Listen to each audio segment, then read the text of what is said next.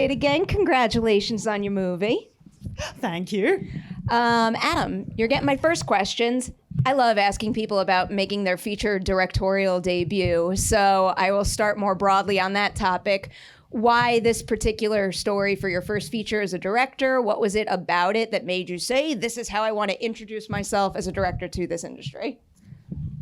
I think I like characters in crisis. I like a good whodunit. I liked that that it was a whodunit seen through the lens of memory. It was sort of a singular man's journey. I just really identified with sort of his character story. You know, this idea that he's so bereft of memory that he has no context for who he is or his place in the world, and this journey that he goes on to find out who he is so he can reconnect, only to, upon learning everything that he learned, wishes that he never began that journey to begin with. So I think all of those things were really compelling to me.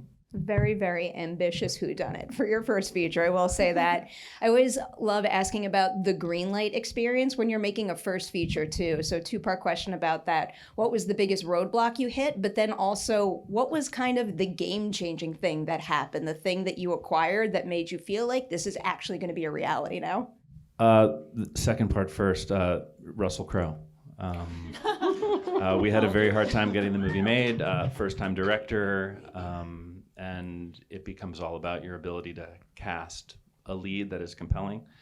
And we'd walk down the road with some other folks, and the combination of me and an actor who wasn't a movie star wasn't really enough to push it over the top. So it kind of gestated for a while. And then one day there was just a phone call that Russell had read the script, was interested, and that was sort of the thing that pushed it over the top. What was your reaction?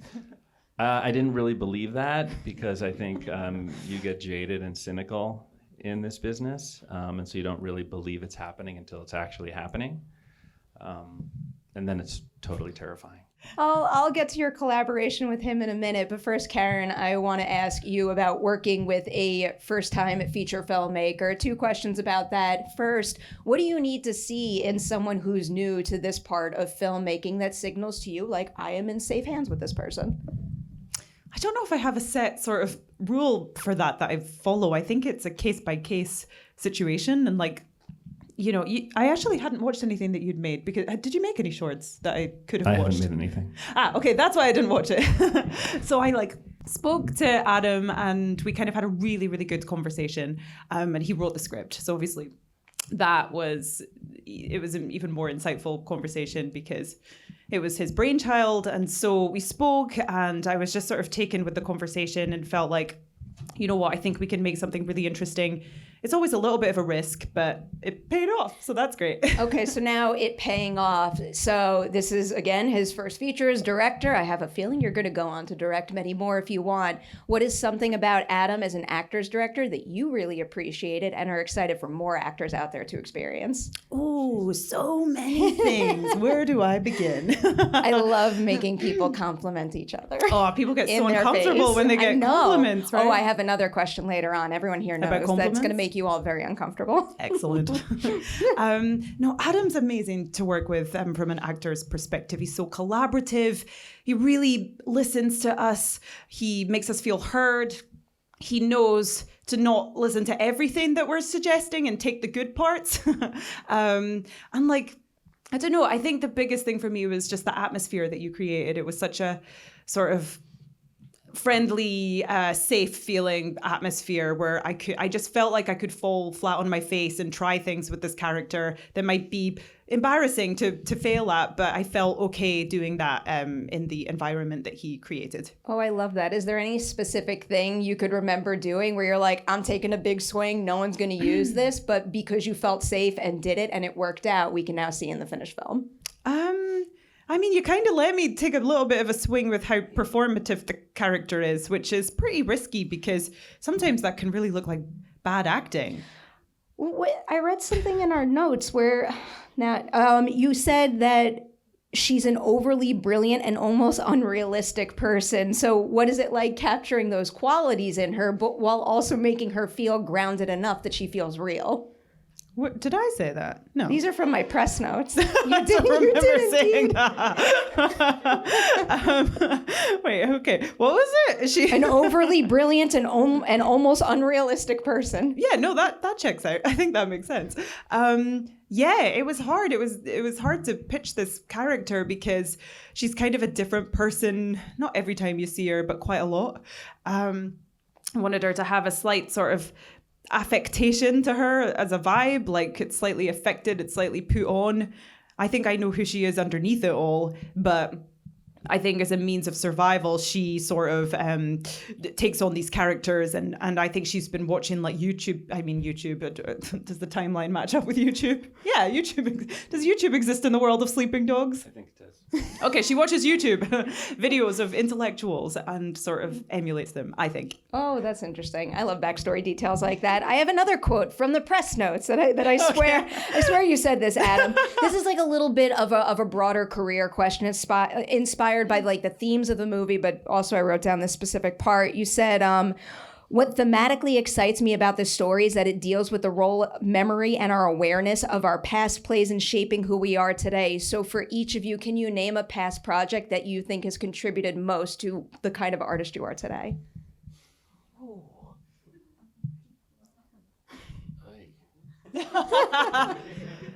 As an artist today? Oh God, I don't know if there's one. I don't know if I could choose one. I think that I'm just like a cocktail of all of them. Yeah, give up for cocktails. I don't know. It's been like, I feel like I've honestly learned something from every single job that I've done. And in a way, learned what not to do on every single job that I've done, because I can't really see what I'm doing as an actor. And then I get to see it like a year later. And then I can assess it and be like, that works. That doesn't really work as much for me. And I do that on every single job. And that's how I hopefully get better. I think I have to ape Karen's answer. I don't think I could pick just one thing. And I've been a writer my whole career. And I think I've just learned you learn a tremendous amount about storytelling when you're a writer. And I've been fortunate to work on a lot of different projects in different genres. And for me, it's always about a character with a compelling goal and a compelling backstory. I mean, it's not by accident that the title of the book that her character has written in the story is called Past as Prologue, because I'm just really interested in the way things that have happened to people inform their behavior in the present tense.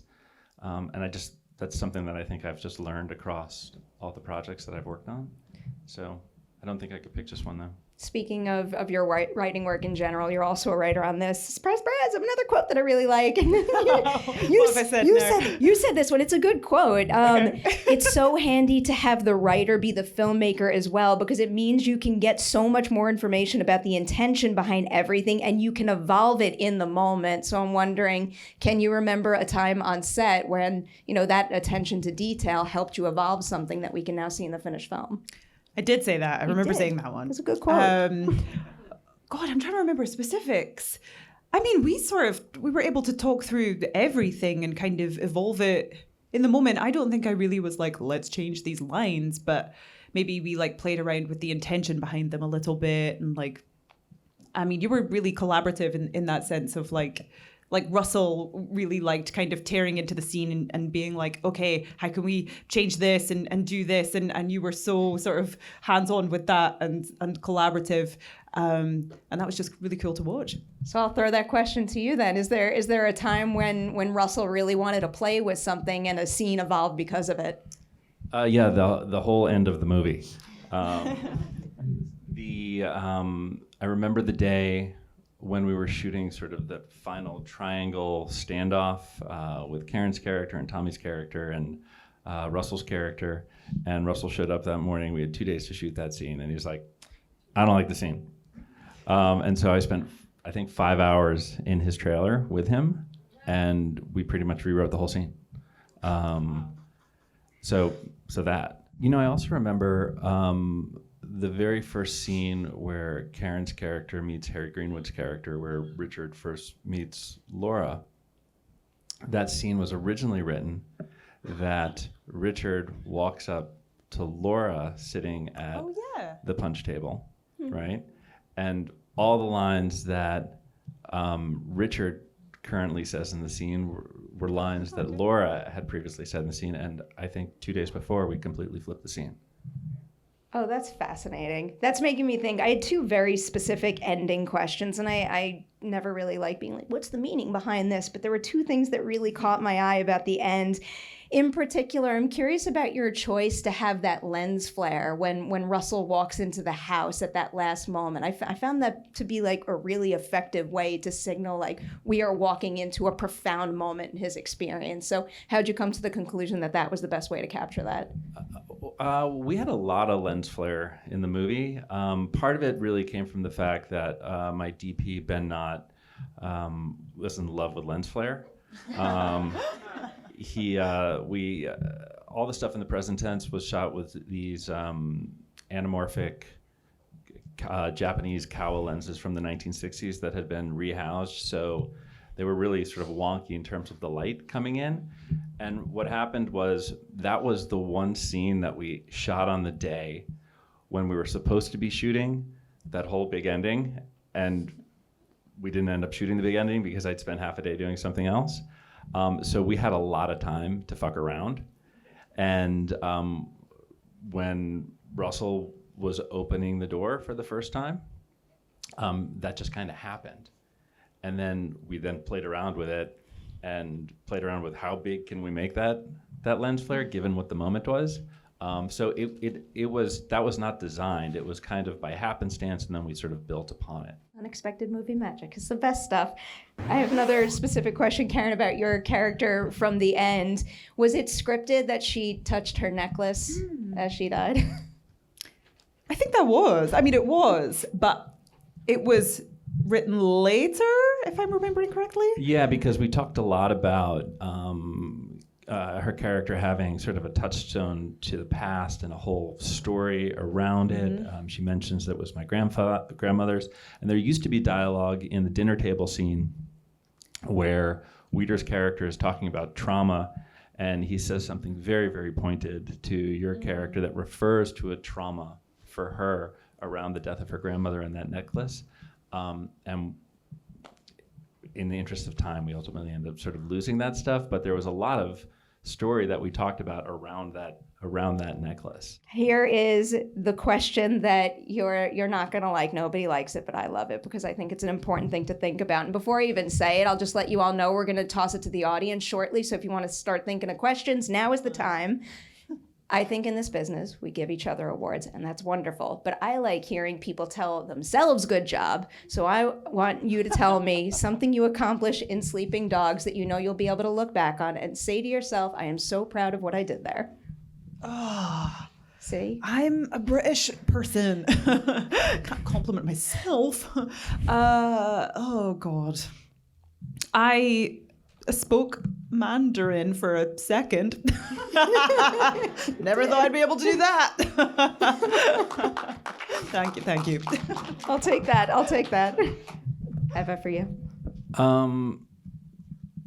I directed a movie, and I'd never done that before.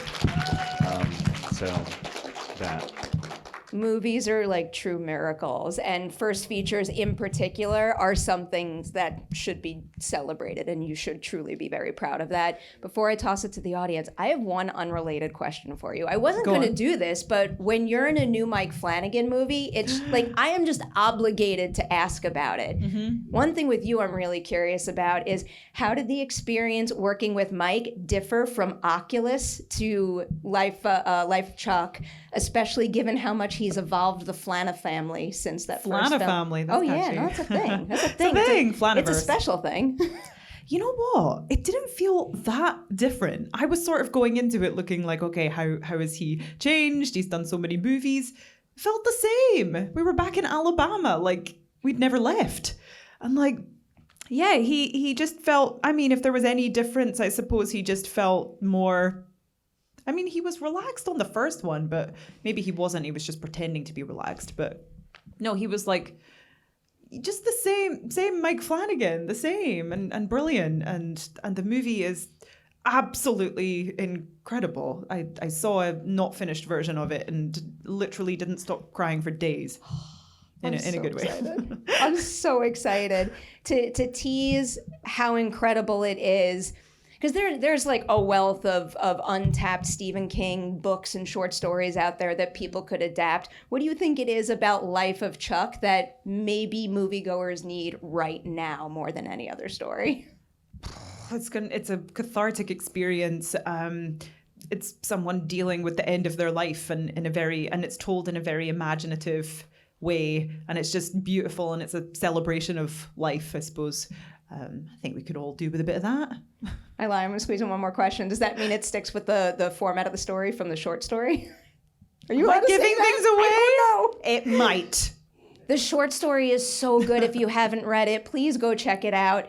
All right, I'm going to stop pushing. I'm so excited for that one. Does anybody out there have a question? I'm going to go in order. You first, and you'll be next. Yeah, hi. I was wondering, what was it like working with Russell Crowe? Oh, it was brilliant working with Russell Crowe. He is a full-on proper movie star. And as soon as I sort of got into a scene with him and watched him act in real life, I was like, oh, you have the thing that makes you a movie star that's different from everybody else. And yeah, it was really cool to see how generous he is as a scene partner and how hard he works off camera to really like help you get where you need to go when you're on camera. And it was just really cool to observe. He's great. All right, next up, right there. My question is mostly about the trauma moment, because I studied psychology and I had teachers who worked with memory, and they said there is in history of psychology, there is phenomenon like false memory. For example, there was psychoanalytics who did talk with their clients, and after their therapy they started to remember oh, my dad did this to me, or my dad did this to me, a lot of incest or stuff like this, which never happened. Or for example, they gave example for 9/11 when a lot of people who survivors, they didn't remember some stuff, but when they talk with each other, they started to remember more because they talked with somebody who survived, and it was like their false memory. Maybe in previous moments, did you do this? Did you think about this? So because she's a psychologist, your character, maybe you plan to do she manipulated with memories or something like this, maybe. Because for me it was oh, maybe she manipulated, maybe she did this, maybe she did this. I don't think she did that. I don't think she manipulated memory, but I do think she did manipulate him. I think that she took advantage of her knowledge of his circumstance to use him to do her dirty work. Do you think she knew exactly that he started to have memory problems maybe in the past, when she talked with him, maybe she knew his medical history or something? No, I think she knew that he was an alcoholic and violent, and knew that she could take advantage of that predisposition. All right, let's see. I see a hand all the way back there. Great movie. I just had a question about the story. Where was the Gillan idea came from, and was that you had a climax before and then so you wrote the story around it, or I just wanted to know about the story. So the idea for the movie came from a book that's called The Book of Mirrors, which was a book that came out in 2018. And it was the English language first book by a Romanian thriller author named Eugene Chirivici. So that's where the idea for the movie comes from. The movie itself is, it's a pretty different adaptation of the book in that the character that Russell Crowe plays it doesn't appear until the final third of the book.